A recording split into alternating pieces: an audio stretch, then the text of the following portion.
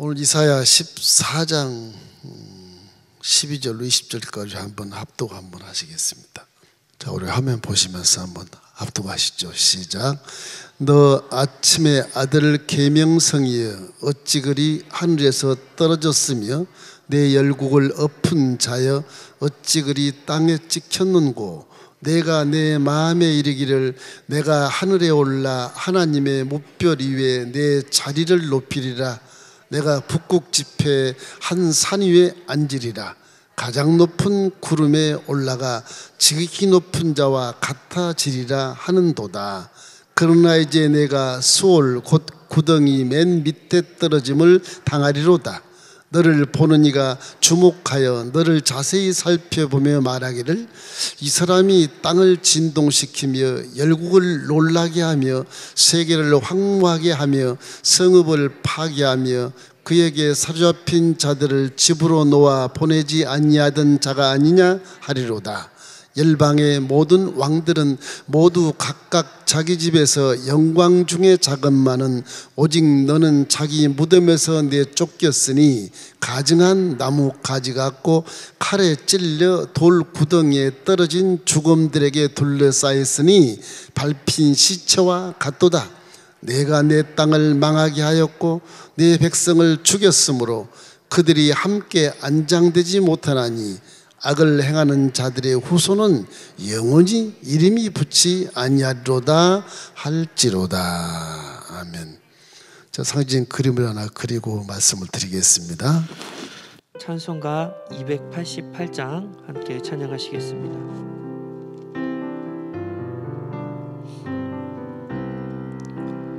예수를 나의 구주 삼고 성령과 피로써 거듭나니 이 세상에서 내 영혼이 하늘의 영광 누리도다.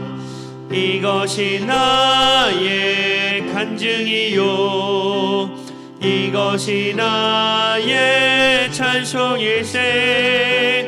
나 사는 동안 끊임없이 구주를 찬송하리로다. 하나님은 가장 싫어한 것이 교만이에요. 가장 싫어한 것. 오늘 이 본문 말씀이 이제 사단의 원흉 그 근거까지 나옵니다. 성경에 처음으로 이게 사탄이 어떻게 생겨났는가 이런 것들을 우리가 생각할 수가 있어요. 교만, 하나님이 가장 싫어하는 것. 사람이 왜 그런지 모르겠어요. 이 교만이에요, 교만. 이 교만이고, 이거는 욕심이고,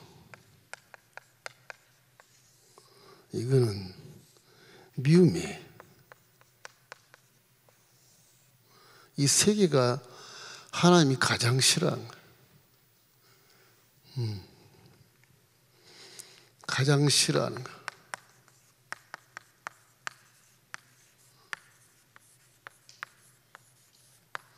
하나님이 가장 싫어하는 거. 이게 세 가지. 사람 이것만 빼버리면 참 은혜를 많이 받을 수 있는데 희한해요, 사람은. 지금 이사야는 대선지자로서 이분은 참 60년 정도 선지자 생활했기 때문에 대단한 사람이거든요. 이분은요. 거치 한 4왕 시대를 그대로 존속하면서 그 제사장을 했기 때문에 대지상으로 선지자하고, 이사야 13장부터 23장까지는 이제는 뭐가 오냐, 전부 유다를 둘러싼 이런 암몬 족속, 모압 족속, 에돔 족속, 아수르 족속, 바벨론, 페르시아, 메데 바사까지 전부 다 망하는 그런 심판을 예고를 해요. 예언을 다 해요. 이스라엘 통해 심판을 예고 다 예언의 그 심판이 다 이루어집니다. 다 이루어져요. 이스라엘 주위에 있는 모든 유다 왕국을 둘러싼 북이스라엘까지 해서 전부 다 심판해서 망해요. 그 전체를 이사야 선지자가 예언을 다 해요. 하나님이 예언하신 그런 거죠. 이사야 13장 1절 우리 한번 읽어보십시다.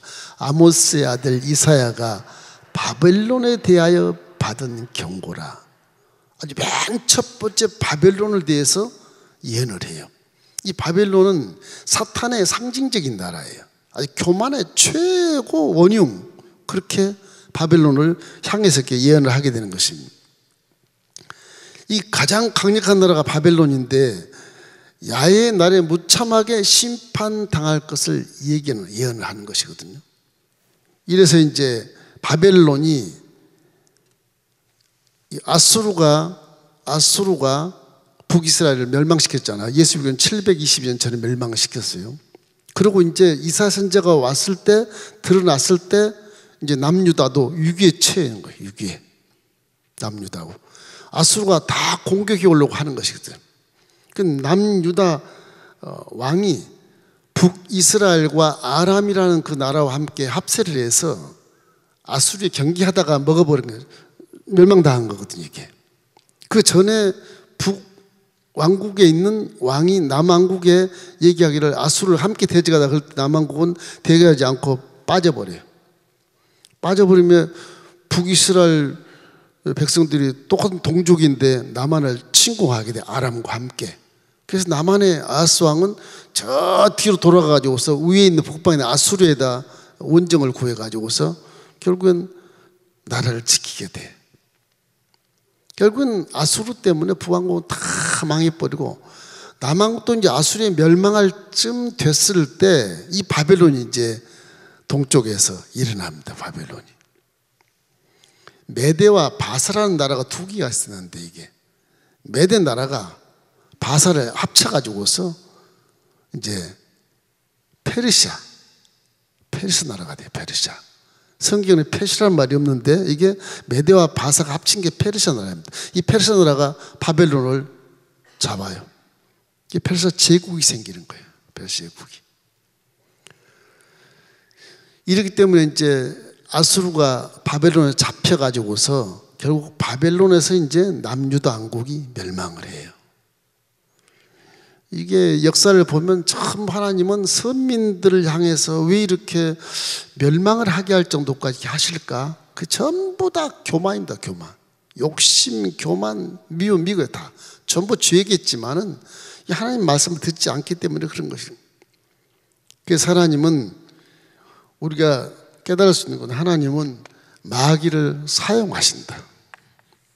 하나님은 여러분 싫어하는 마귀를 사용하시는 거예요. 마귀도 원래는 피조물이거든요. 피조물. 원래는 피조물이에요. 피조물이 범죄에서 이렇게 마귀용이 되는 거예요.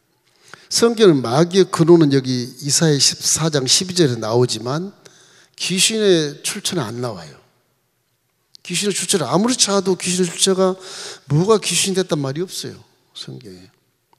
예수님은 그래서 마귀, 사탄이 제일 위에, 그 다음에 마귀, 그 다음에 귀신께 3단계로 이렇게 정리가 되는데 일단 사탄이나 마귀나 귀신은 다 똑같은 영역이고 어둠의 종자들이기 때문에 사람들을 유혹하고 미혹해서 아수라장을 만들고 물고 찢고 싸우게 만드는 것이다. 그래서 예수님 하신 말씀이 요한복음 10장 10절 말씀에 도적이 오는 것은 도둑질하고 죽이고 멸망시키는 것뿐이다. 마귀하고는 절대 상종하지 말라는 거죠. 마귀를 대적하라 그러면 피하리라. 마귀가 자꾸 생각을 집어넣고 눈으로 보고 유혹하고 귀로 듣고 유혹하고 마음으로는 깨닫지 못하게 완전히 유혹경이 감싸가지고서 결국 이게 2다인지 3다인지 모르고 속는 거예요. 체육학부를 나온 영특한 이런 아주 하이클래스도 2단에 쏙 빠져요. 그 영이 이렇게 조종을 하는 거예요. 영이. 그래서 하나님은 요 사단 마귀가 있어도 귀신이 있어도 하나님 그 사단 마귀를 진멸해 버릴 수 있는 능력도 있고 권세도 있고 창조 주시니까 그 귀신 다 그건 피조물들이거든요. 다 피조물들. 그래서 우리가 믿는 하나님은 창조주, 유일하신, 전지전능하시고 무소부지하시고 영원 분별한, 변치 않는 그런 하나님을 우리가 믿고 있다는 것을 알게 되시기를 주의 이름으로 축원합니다. 그래서 하나님은 항상 우리가 이 어둠의 세계에 지금 존재하기 때문에 경고를 항상 해요. 개인적으로도 하지 마라. 꿈으로 보이든 말씀으로 계시를 하든 마음으로 느끼게 하든 두려움이 오게 하든 이런 그 경고를 항상 하시요. 하나님은 그냥 무턱대고 막 고난을 확 집어넣고 그러질 않아요. 경고를 한 다음에 집어넣어요. 항상 그 집어넣을 때 경고에 필요한 훈련을 시키고 그걸 스승같이 다스리기 위해서는 마귀를 사용을 해요. 마귀를 사용해서 고난을 만나서 깨닫게 만들어주는 거예요. 깨닫게. 하나님이 시험을 주는 거는 테스트라 그래서 뭐 물론 꿈에 이렇게 시험할 수도 있겠지만 그런 것도 종종 있어요. 그러나 대부분의 신자들에게 주는 시험들은 전부 템프테이션이라 그래가지고서 마귀의 시험이 다 오는 거예요. 마귀 시험이 와서 부딪혀서 깨닫게 하고 울게 하고 회개하게 만들고 그렇게 해서 되도록게 만들어주는 거예요. 우리는 항상 마귀를 만나는 곳에 와 있어요.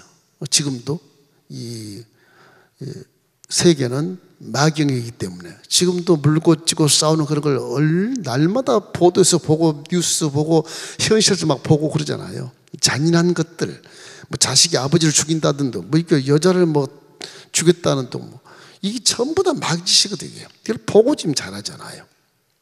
그러면서 하나님 말씀에 빗대어서 우리는 선한 마음과 착한 마음과 정직한 마음과 거룩한 마음으로 성령님 내 안에 계시니까 함께 동행해서 승리하는 것이지, 성령이 안 계시면 그것도 힘들 거예요. 아무리 마음으로 믿어도 이게 안 믿어지는 거예요. 성령이 계셔야 믿어지는 거예요. 성령이 그렇게 중요합니다, 여러분. 기독교 신앙에는 영적인 4차원 세계 능력을 끌어당겨서 이렇게 공부를 믿기 때문에 성령이 안 계시면 4차원 세계를 몰라요. 깜깜소식이에요. 그냥 무조건 믿는데 이게 밑도 끝없이 믿는 거예요. 철학을 믿는 게 불과해요, 그거는.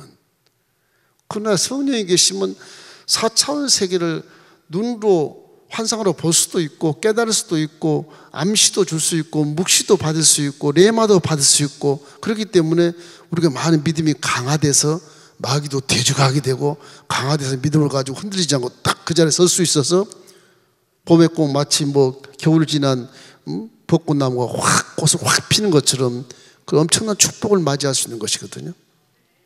이렇기 때문에 성령을 무시하면 절대 안 됩니다.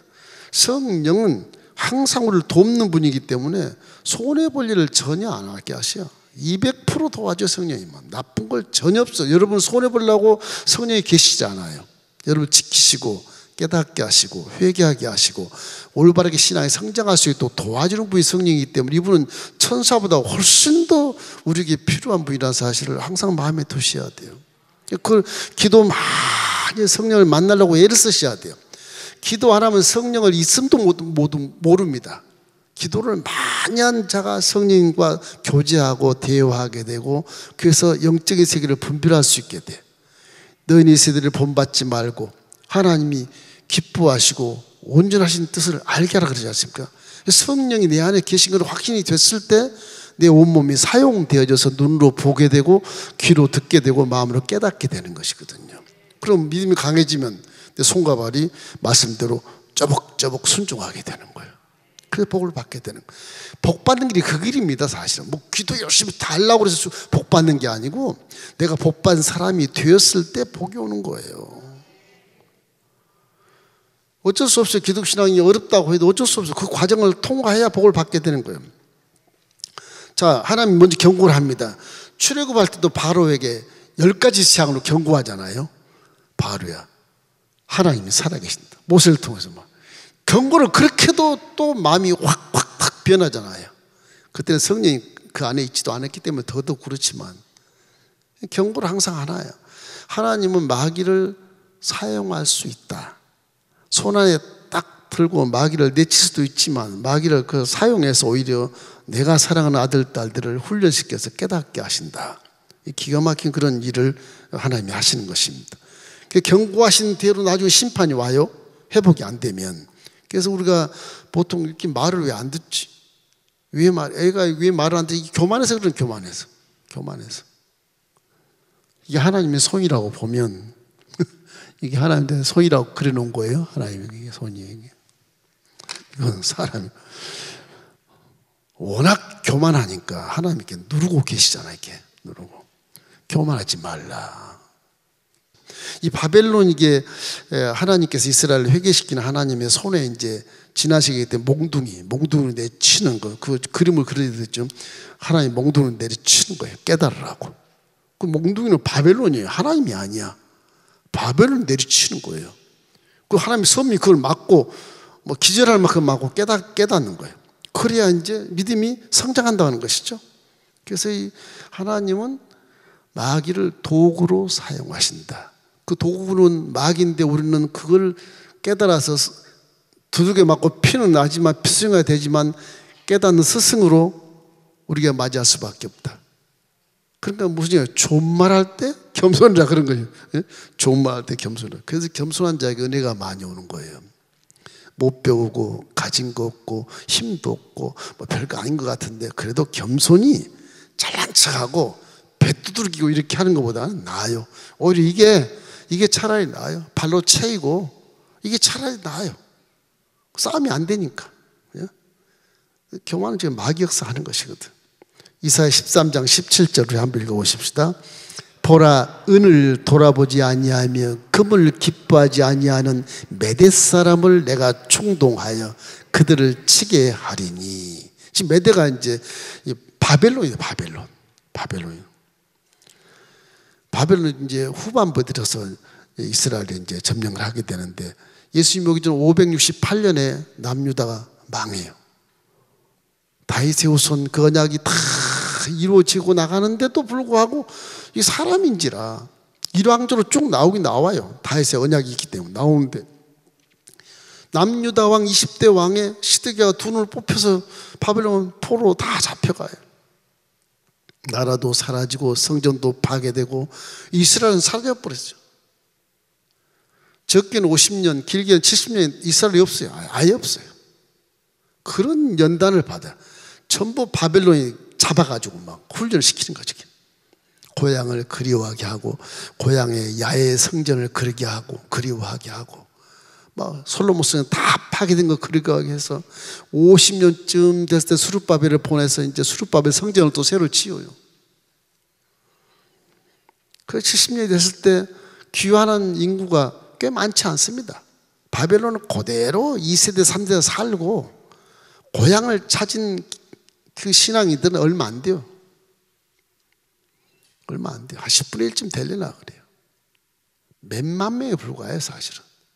기존에 있는 이스라엘 땅에 포로로 앉아서 있는 자들과 함께 이렇게 성전도 건축하고 하는데 그것도 북한 쪽에 있는 사람, 열지파 쪽에 있는 사람 다 혼혈민족이 됐다. 순종이 아니다 그래서 내쳐버리고 나머지 조그만 숫자로 성벽을 건축하고 느헤미야가 나라를 이제 재건을 하거든요.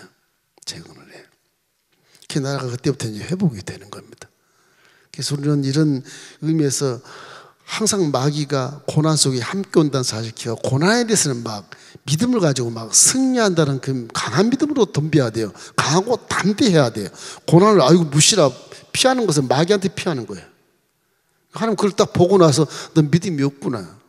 피하면 또 앞에다 또 세워놔요. 고난을. 마귀가 또 세워요. 이게 깨닫게 해야 되니까 복받는 만들어야 되니까 어쩔 수 없어요. 그 성경에 보면 이 징계를 받지 않는 자는 사생활이라고 그러잖아요. 아저씨 같은 사람은 남의 자식을 징계할 수 없잖아요. 아버지니까 하는 것이지. 똑같잖아요. 우리가 징계받는 것을 오히려 기뻐하는 그런 야고보 그런 사도나 이런 사람들 얘기 들어보면 베드로도 마찬가지고 온전히 즐거워해라. 자기는 뭐 3번이나 부인하면서 온전히 즐거워라 그래? 이렇게 질문할 수 있지만 체험하다 보니까 이게 징계가 좋은 것이구나. 그걸 체험한 거예요. 징계는 삽니다. 살아요. 징계 안 맞으면 죽을 수도 있어요. 마귀 속에 들어가 죽을 수도 있어. 차라리 징계 받는 것이 편해요. 복 받는 길로 갈 수 있으니까. 그래서 징계를 싫어하고 뭐 그러지 마십시오. 징계 한번 받겠습니다. 뭘 잘못했길래 이런 징계를 하십니까? 무슨 일을 만날 때 질병이 됐든 고난이 됐든 우환이 됐든 간에 가장 처음에 할 때는 눈 딱 감고 회개해야 돼요. 회개할 것이 없으면 성령님 좀 가르쳐 주십시오. 내가 뭘 잘못했습니까? 회개기도가 가장 우선이에요. 그 회개기도 눈물 흘리고 회개하는 거 보면 하나님이 기뻐하셔서 사실은 너는 싹이 좋다. 그래서 회복이 되는 거예요. 그것이 우리가 알아야 될 이유들입니다. 그래서 항상 깨어서 기도해야 하나님의 계시를 받을 수 있기 때문에 그것이 복이 될 수도 있고 경고도 될 수 있는 것이거든요. 사도 바울이 훌륭하고 정말 훌륭한 현대인이었죠. 현대인. 한 600년 후에 이제 예수 그리스도가 태어나신 그 시대에 같이 태어난 사도 바울이 유수한 최고학부를 나오고 지금의 국회의장격인 사해드린 공회의 대표가 되고 이런 사람이 부활할 예수를 만나가지고 예수 믿는 사람을 죽이기도 하고 감옥에 쳐넣기도 하고 그랬던 사람인데 부활한 예수를 만나고서 완전히 뒤바뀌어가지고 일평생을 그런 성령과 함께 동행하거든요. 하는 말이 그래요. 쉬지 말고 기도해라. 와, 어떻게 쉬지 않고 기도할 수 있죠? 내가 해보니까 쉬면 꼭 마귀 속에 틈을 다 죄진다 이거. 그러니까 이분 얘기 들으면 자지 말고 기도하라 그래. 그 정도예요. 데살로니가전서 5장 17절 18절 한번 읽어보십시다. 쉬지 말고 기도하라. 범사에 감사해라. 이것이 그리스도 예수 안에서 너를 향하신 하나님의 뜻이니라. 하나님의 뜻을 자꾸 뭐라고 보고 싶고 갖고 싶고 응답하고 싶은데 그 뜻이 항상 기도하고 범사에 감사하래요. 그 앞에 기뻐하는 것이 하나 있어. 기뻐하는 것은 잘 안 돼요. 날마다 기뻐할 수가 없는 상황이야. 환경 자체가 하면 너무너무 좋죠. 날마다 기뻐하면 귀신이 올 수도 없어요. 사실은 기쁜 걸 싫어하니까 귀신은. 근데 날마다 웃고만 살 수가 없더라. 그거 힘들어. 기도는 억지로도 한번 할 수 있을 것 같은데, 그죠? 범사에 감사, 인상 쓰고도 감사합니다 할 수 있을 것 같고. 그래서 두 가지는 할 수 있을 것 같은데 항상 기뻐한 거는 그런 환경이 안 돼요. 날마다 몇 번씩 인상 쓰고 그렇게 살아야만 될 수 있는 그런 환경이라서 참 어려워요. 이 세 가지가 하나님의 뜻인데 이 뜻은 마귀를 대적하고 죄관의 속에 안 들어오게 하기 위해서 하는 좋은 그런 하나님의 뜻을 아는 방법이니까 여러분 항상 기뻐하고 쉬지 말고 기도하고 범사에 감사하기를 주의 이름으로 축원합니다. 자, 교만은 도대체 무엇이 이렇게 힘든 거냐? 교만은 패망의 성품이에요. 교만은 패망.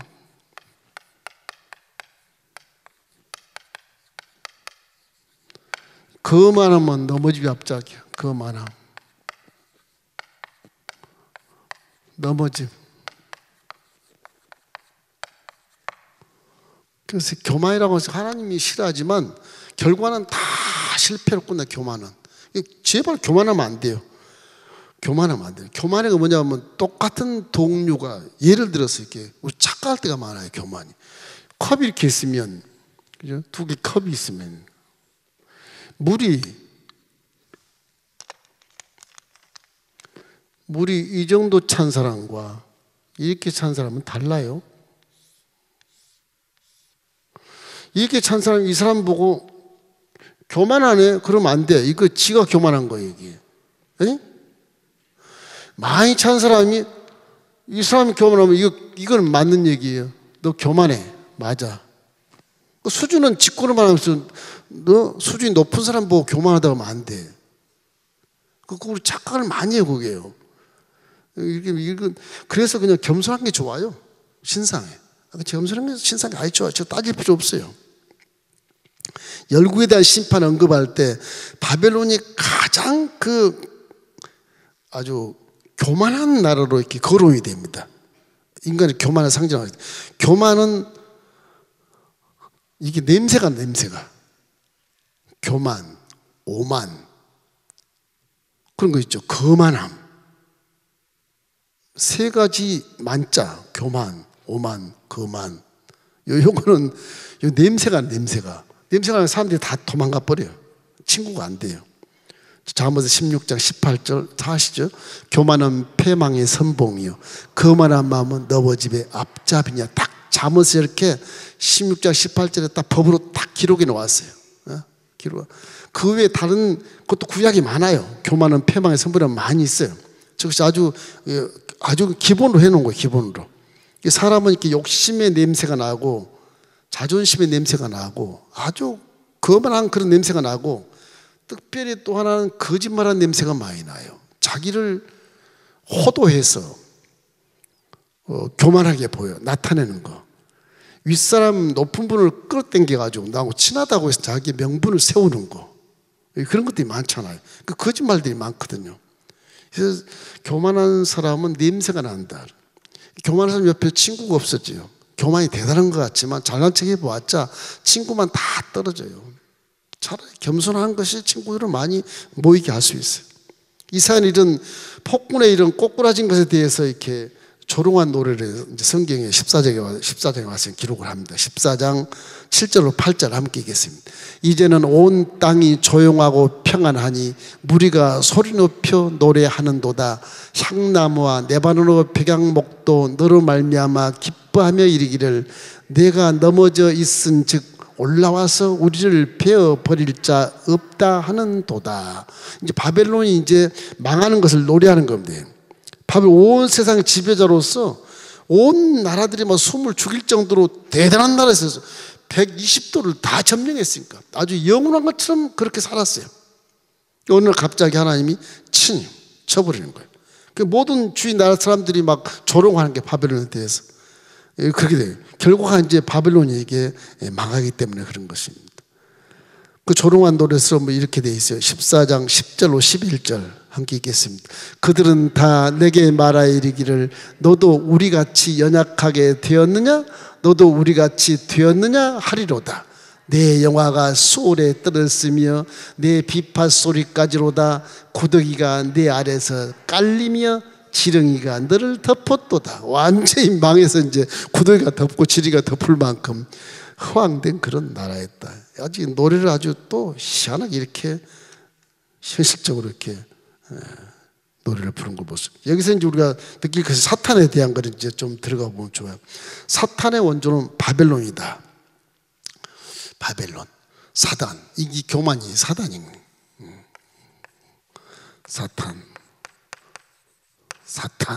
사탄이라고도 하고 사단이라고도 그래요. 성경은 사이탄 그렇게 나오는데 이 사탄이 얘기했던 것처럼 하늘 보좌에 에덴 창조하기 전이에요. 창조하기 전에 하나님의 보좌를 향해서 찬양했던 찬양대 루시퍼가 아침에 계명성이 돼요. 얼마나 아름다운 줄. 하여튼 에덴 창조하기 전에 가장 피조물 중 아름다운 것이 사탄이었어요. 루시퍼라는 바짝바짝 빛나는 그런 계명성을 얘기하는 거예요. 그게 이제 내가 너와 함께 비길이라 이렇게 나와요. 피조물이 창조주한테 그러면 어떡하잔 말이야 도대체가. 겁도 없는 거지 그게. 자 14장 12절로 15절 말씀이 이제 사탄의 근원을 얘기한 겁니다. 너 아침의 아들 계명성이여 어찌 그리 하늘에서 떨어졌으며 너 열국을 엎은 자여 어찌 그리 땅에 찍혔는고 내가 내 마음에 이르기를 내가 하늘에 올라 하나님의 무별 위에 내 자리를 높이리라. 내가 북극 지폐 산 위에 앉으리라. 가장 높은 구름이 올라가 지극히 높은 이와 같아지리라 하는도다. 그러나 이제 내가 수월 곧 구덩이 맨 밑에 떨어짐을 당하리로다. 하나님이 사단을 치니까 수월 밑에 지옥 맨 밑에 구덩이 떨어지는데 거기 어디냐? 세상 같아. 마귀가 득실거리는 지구, 인류가 지금 살고 쫓겨난 고고 같아. 이게 지옥 같아, 지옥. 정확하게 떨어지지 않지만 그러나 내가 왜 땅에 찍혔는고 그런 말씀이 많이 하는 걸 보면 틀림없이 우리가 살고 있는 사회, 마귀의 영역 속에 사단이 떨어져서 우리를 지금 조종하고 있다. 그 성경이 맞아요. 이제 마귀의 종노릇한 이유가 에덴에서 쫓겨났으면 사단 굴 속에 들어가 있으니까 사단이 다 조종해서 악하고 게으르고 싸우고 물고 찢고 그렇게 만드는 것이다. 뉴스 보십시오. 전부 다 사단들이 하는 것처럼 보이지 않아요? 들리고 그렇죠? 그렇게 됐다. 그래서 이 참 사단의 그 속성 원흉이 바로 루시퍼다. 이걸 이제 성경에서 알게 되는 것입니다. 바벨론 왕에 대한 조롱의 노래가 하나님을 대적한 세상의 권세를 향한 노래예요. 그러니까 사단이 제 아무리 강하고 제 아무리 세계를 점령한다 해도 결국엔 다 땅에 떨어져 시초같이 된다는 것입니다. 이사야 14장 18절 19절 말씀에 이렇게 나와요.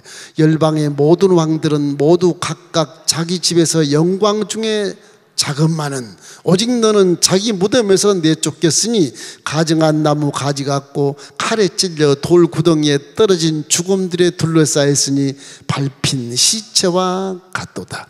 교만한 자가 이렇게 시체가 되어버린다고 하는 겁니다. 자, 이렇게 이제 사단에 대한 그 원흉을 얘기하면서 이제 포로들이 돌아오게 돼서 예언하게 돼요. 14장 1절로 2절을 함께 읽겠습니다.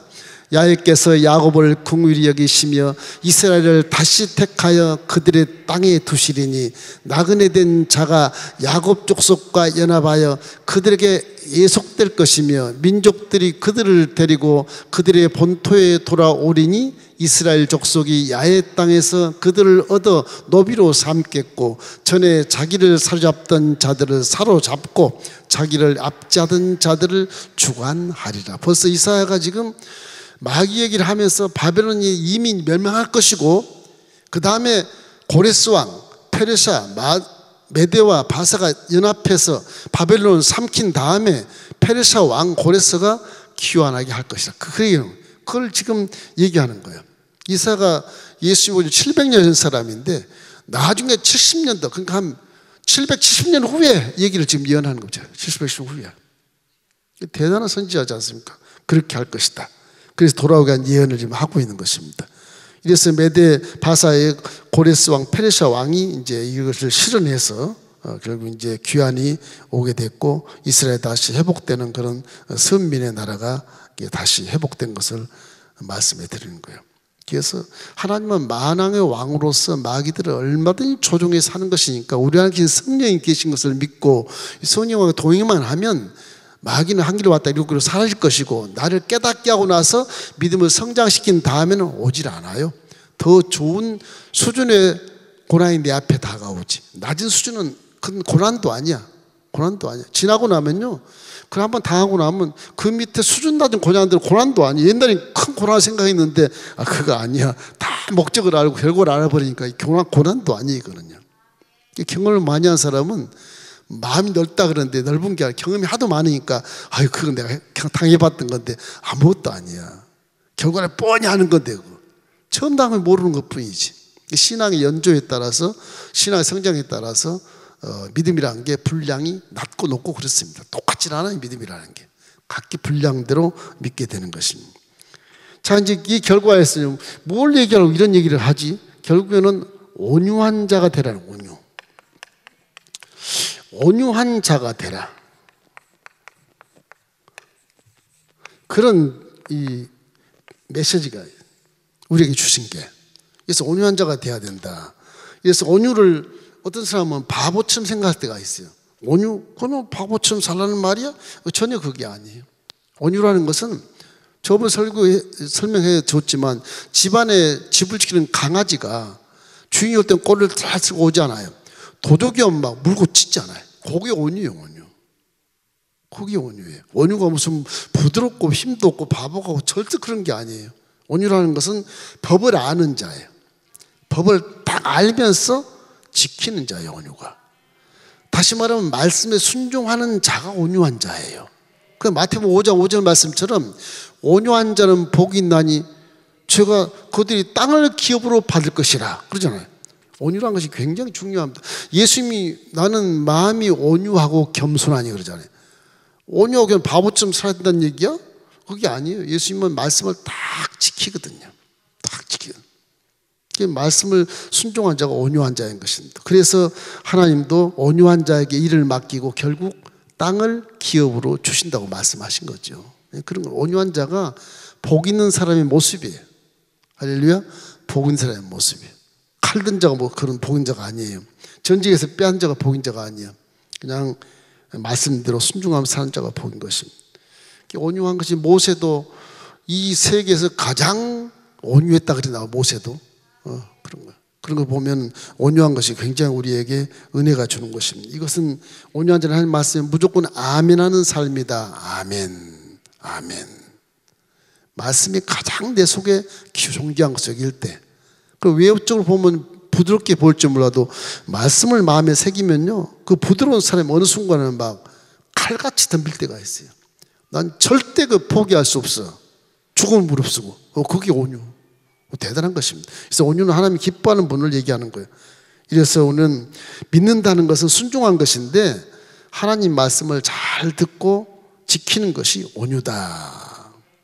로마서 10장 17절 잘 아시죠? 믿음은 들음에서 나며 들음은 그리스도의 말씀으로 말미암느니라. 그 말씀을 믿는 것이기 때문에 말씀에 순종한 자가 온유한 자예요. 할렐루야. 이 땅에는 결코 영원한 권력이 없습니다. 영원한 권력이 없어요. 사단은 교만한 자는 내가 다 일을 이루었다고 했는데 나중에 보면 결국에는 그 교만 때문에 망할 때가 참 많아. 망할 때가 참 많아요. 교만 때문에.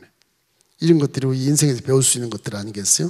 그러니까 늘 우리가 어린아이가 아무것도 할 수 없다는 그런 겸손한 모습으로 주님을 사랑하며 말씀에 순종하는 그런 사람이 은혜를 많이 받고 진정한 후회 없는 인생을 살아갈 수 있는 것입니다.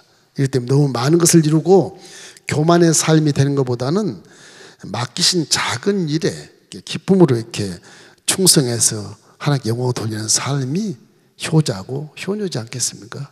마태복음 25장 21절 우리 읽겠습니다. 주인이 이르되 잘하였도다 착하고 충성된 종아, 내가 작은 일에 충성하였으며 내가 많은 것을 내게 맡기리니 내 주인의 즐거움에 참여할지어다. 그러니까 착하고 충성된 종이지 게으르고 악한 종아 그런 거 없어요. 게으르고 악하고 충성된 종아 많이 안 맞는 거예요. 충성이란 건 착하고 선한 자들, 정직한 자가 충성이지. 여러분 모두가 다 충성된 자가 되기를 주의 이름으로 축원합니다. 자, 그래서 바벨론 심판, 이 교만의 그런 멸망을 주는 교훈이 무엇이냐? 여러분 주위에 느낄 게 아무리 악한 거, 아무리 강해도 결국엔 망합니다. 아무리 강해도, 이 교만을 얘기하는 교만을 얘기하는 게, 교만을 이렇게 강해도 이건 결국은 망하게 돼 있어요. 이걸 성경에서 수십 번, 수백 번 되돌이표로 자꾸 가르쳐요. 교만이 그렇게 싫은 거예요, 하나님은. 교만이. 사람도 교만 싫잖아요. 좋을 게 하나도 없거든요. 그리고 이제 교만, 오만, 거만 이런 거 다 마찬가지입니다. 하나 있는 것은 원수는 내가 갚겠다, 원수. 원수는 하나님이 갚는다. 믿으시기 바랍니다. 하나님이 갚아요, 원수는. 요 두 가지가 우리에게 바벨론 이렇게 교만이 주는 그런 교훈인데, 우리는 원수가 계속 복수가 복수를 낳고 막 그런 영화도 많지 않습니까? 복수하고 또 복수하고, 그죠? 그런 영화가 많아요. 사람 삶이 그런 심성을 갖고 있다는 것인데, 성경은 원수 갚지 말아라. 원수를 갚지 말고 그를 기도해라. 이게 사람이야 이거? 원수한테 기도하라니, 원수를 사랑하라니, 이게 맞습니까? 뭐 질문하는데, 그렇게 해야 더불어 산답니다. 그렇게 사람은 그렇게 해야. 레위기 19장 18절에 법이 딱 있어요. 함께 읽겠습니다.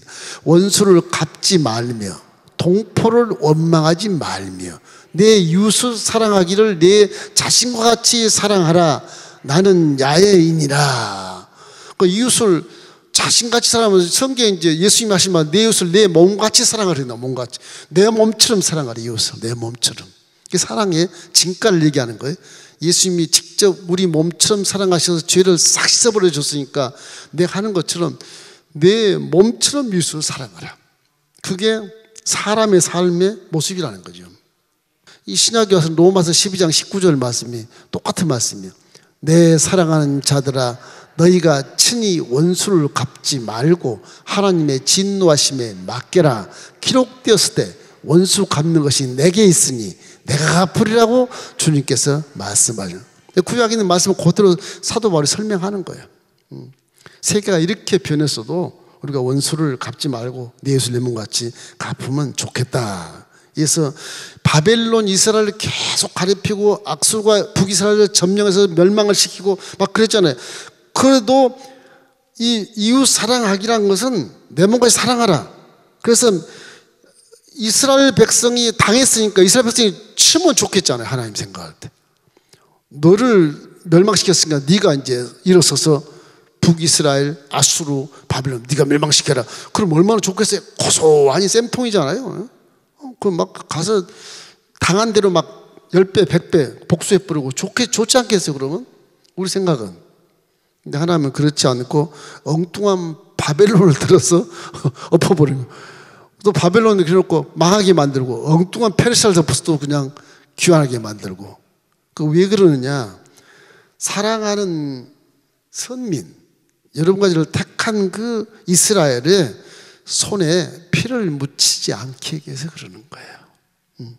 그것도 연약한 사람이 아무리 또 이렇게 보복한다 그래서 하나님 힘준다 가서 연약한 사람이 그걸 더 잔악하게 그들을 찔러 죽이고 그런 것도 별로 좋지 않잖아요.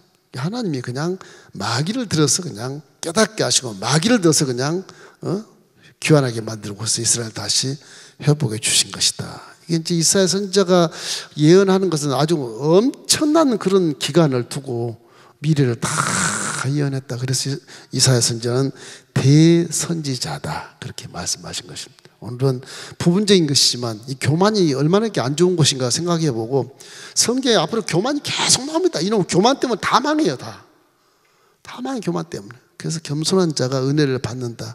이걸 마음에 새기시고 복 있는 사람은 교만하면 안 되고 겸손해야 된다. 복을 자꾸 구하니까 복과 겸손을 자꾸 이렇게 매치시켜서 기도하시기 바랍니다. 할렐루야.